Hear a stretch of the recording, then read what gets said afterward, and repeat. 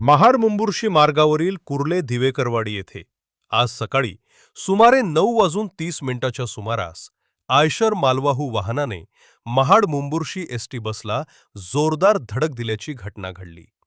या भीषण अपघातात सुदैवाने कोणतीही जीवितहानी झाली नाही. मात्र बसमधील 3 ते 4 प्रवाशांना मुका मार लागला असून त्यांना किरकोळ दुखापत झालीये. दरम्यान आयशर वाहनाच्या चालकाला गंभीर दुखापत झाली असून त्याच्या पायाचा काही भाग तुटल्याची प्राथमिक माहिती समोर आलीये. अपघातानंतर स्थानिक नागरिकांनी तातडीनं मदतकार्य करत जखमींना बाहेर काढले. सर्व जखमींना पुढील उपचारांसाठी महाड येथील सरकारी रुग्णालयात दाखल करण्यात आले असून त्यांच्यावर उपचार सुरू आहेत. अपघाताचे नेमके कारण अद्याप स्पष्ट झालेले नसून संबंधित यंत्रणांकडून पुढील तपास सुरू आहे. अधिक माहिती मिळताच शिवभारत टाइम्स आपल्या प्रेक्षकांपर्यंत सर्व अपडेट्स पोहोचवत राहील.